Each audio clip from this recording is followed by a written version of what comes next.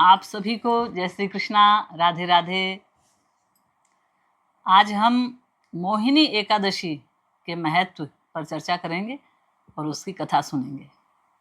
जैसे कि नाम से ही हम समझ रहे हैं, मोहिनी एकादशी, जब समुद्र मंथन हुआ था, समुद्र मंथन में से जब अमृत का कलश निकला था, तो अमृत के कलश में लेकर देवता और दानवों में जो एक आपाधापी हो गई, वो कह रहे हैं हम पिएंगे, वो कह रहे हैं हम पिएंगे।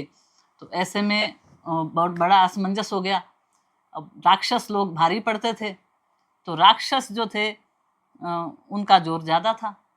तो देवता गए भगवान विष्णु के पास में और बोले, भगवान हमारी रक्षा करो, और वो अमृत कलश जो है वो छीना झपटी हो रही है, तो आप उसमें मध्यस्थता करके आप हमारा उद्धार करो।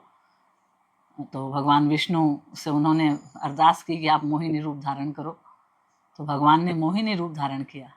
बहुत सुंदर मोहिनी रूप, एक अप्सरा के रूप में भगवान प्रकट हुए और अमृत कलश लेकर, और सब मोहित हो गए देखते ही उनको।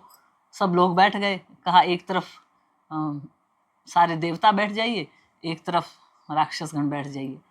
तो दोनों बैठ गए और भगवान ने अपनी माया से वो जो अमृत था वो देवताओं को पिलाया और देवताओं को अमृत प्राप्त हुआ। तो ऐसे करुणा निधान भगवान विष्णु की जय हो। अब हम आगे इसकी कथा कहते हैं। तो वैशाख शुक्ल पक्ष की जो एकादशी आती है, वो एकादशी मोहिनी एकादशी कहलाती है, जो 19 मई 2024 को आएगी। उगते हुए सूर्य पे जो तिथि होती है, प्रायः वही तिथि मान्य हम करते हैं, और कहीं पहले दिन भी कर लेते हैं, लेकिन 19 मई को ये हमारी मोहिनी एकादशी का व्रत होगा। तो एक समय की बात है, इस व्रत का बहुत ही पुण्य बताया गया है। कितने ही अश्वमेघ यज्ञ करो उसके बराबर इसका व्रत है, और इसके व्रत के करने से सांसारिक जितने भी हमारे कष्ट होते हैं और जितनी भी मोह माया हमारी होती है, सांसारिक पाप होते हैं, सारे पाप इस एकादशी के करने से खत्म हो जाते हैं। ऐसी इस एकादशी का महात्म है। एक बार राजा धर्मराज युधिष्ठिर भगवान कृष्ण के पास बैठे हुए और उनसे कहा, हाथ जोड़कर विनती की कि भगवान आप जो है ये मोहिनी एकादशी के बारे में बताइए कि ये वैशाख शुक्ला जो एकादशी आ रही है, इसको क्या नाम है और कैसे इसका पूजन करना चाहिए, कैसे इसका व्रत करना चाहिए, और इसकी क्या कहानी है, क्या कथा है, वो हमें बताइए। तो भगवान कृष्ण ने कहा कि राजन, ये एकादशी बहुत पुण्यमयी एकादशी है। एक समय की बात है, भगवान राम गुरु वशिष्ठ से बोले, वनवास से वापस आ चुके थे, बोले गुरुवर ऐसा कोई व्रत बताइए जिसको करने से सारे पापों से मुझे मुक्ति मिल जाए। सीता जी के वियोग में बहुत दुख और संताप हुआ था, तो मुझे इन सब सांसारिक दुखों से, पीड़ाओं से मुक्ति मिल जाए, ऐसा कोई व्रत बताइए। भगवान गुरु वशिष्ठ थे, हंसने लगे और बोले, आपके नाम से जो भवसागर तर जाए उनको मैं क्या व्रत बताऊं, लेकिन फिर भी लोक कल्याण के लिए आपने पूछा है, इसलिए मैं आपके इस बात का स्वागत करता हूं और मैं आपको वो कहानी सुनाता हूं। सरस्वती नदी के तट पर भद्रावती नाम की नगरी में द्युतिमान नाम का एक राजा निवास करता था। उस नगर में एक वैश्य भी रहता था जो बहुत संपन्न था और बहुत ही धार्मिक भी था।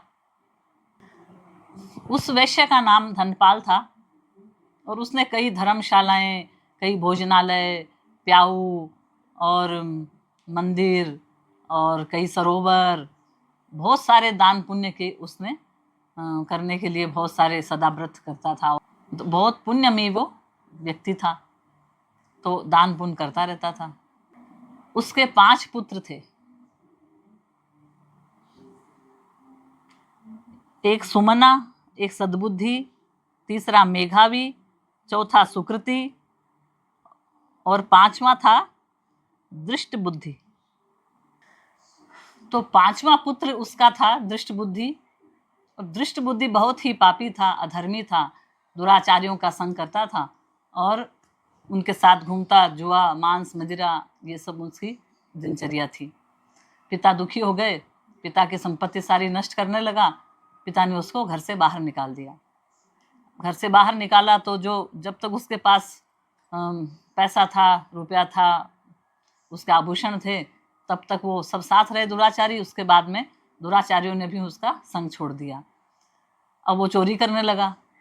चोरी करने लगा तो एक दिन राजा के पकड़ के ले गए। तो राजा ने सोचा वैश्य पुत्र है, समझा देते हैं। तो उसने कहा अब चोरी नहीं करूँगा, और उसको एक बार एक मौका दिया सुधरने के लिए, उसको छोड़ दिया। फिर दोबारा वो चोरी करी उसने। फिर राजा की आज्ञा से उसको नगर के बाहर निकाल दिया। अब नगर के बाहर जाकर पशु पक्षियों को मारने लगा, मांसाहारी था, और खूब पशु पक्षियों को परेशान करता, और इस तरह से अपना पेट भरता और दुराचार करता। फिर वन में ऐसे भटकते भटकते एक बार कौडिल्य ऋषि के आश्रम में वो पहुंच गया।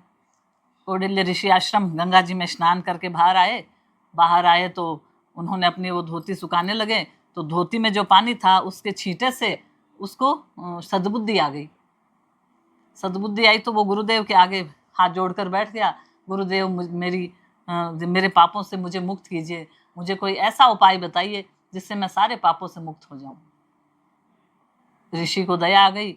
ऋषि बोले ऋषिवर, मेरे पास धन नहीं है, इसलिए बिना धन के ऐसा कोई व्रत हो जिससे मैं इस सारे पाप से मुक्त हो जाऊं। कौडिल्य ऋषि ने उसको मोहिनी एकादशी, जो वैशाख शुक्ला एकादशी होती है, तो मोहिनी एकादशी का व्रत उसको बताया। उसने रात्रि जागरण किया और मोहिनी एकादशी का व्रत किया। विधि विधान से भगवान विष्णु की पूजा करी। ओम नमो भगवते वासुदेवाय का जाप किया। विष्णु सहस्त्र नाम का पाठ किया। इस तरह से विधि विधान से भगवान का नाम लेते हुए उसने एकादशी का व्रत किया, और एकादशी के व्रत से उसके सारे पाप उससे मुक्त हो गया, और गरुड़ भगवान उसको लेकर भगवान विष्णु के धाम में उसको ले गए। बोलिए एकादशी माता की जय, विष्णु भगवान की जय। इतना महात्म है एकादशी का। एकादशी महात्म सुनने से और एकादशी कथा सुनने से, इससे भी हमारे पाप दूर होते हैं। इसलिए हमें ये कथा जरूर सुननी चाहिए। एकादशी के दिन प्रातः जल्दी उठकर भगवान विष्णु को स्नान कराइए, पंचामृत से स्नान कराइए, तुलसी दल चढ़ाइए, फल फ्रूट जो आपके पास उपलब्ध है भगवान के भोग लगाइए, दान की सामर्थ्य हो तो दान कीजिए। इस तरह से भगवान का नाम लेते हुए, विष्णु सहस्त्र नाम का पाठ करते हुए, अपने गुरु मंत्र का जाप करते हुए, और एकादशी के दिन रात्रि जागरण करते हुए, जितना हमसे बन पड़े हमारे उतना हमें भगवान का जाप करते हुए और एकादशी व्रत करना चाहिए, ताकि इसका महत्व है एकादशी व्रत करने से हमारे संसार के सारे मोह माया का जाल है उससे मुक्ति मिल जाती है, और इसके व्रत से संसार के जो भी पाप हैं उनसे भी हम मुक्त हो जाते हैं। ऐसी एकादशी की महिमा है। बोलिए वृंदावन बिहारी लाल की जय। और मेरे इस चैनल को आप लाइक करें, सब्सक्राइब करें, शेयर करें, अपने परिजनों को भेजें इस कथा को। और जय जय श्री राधे।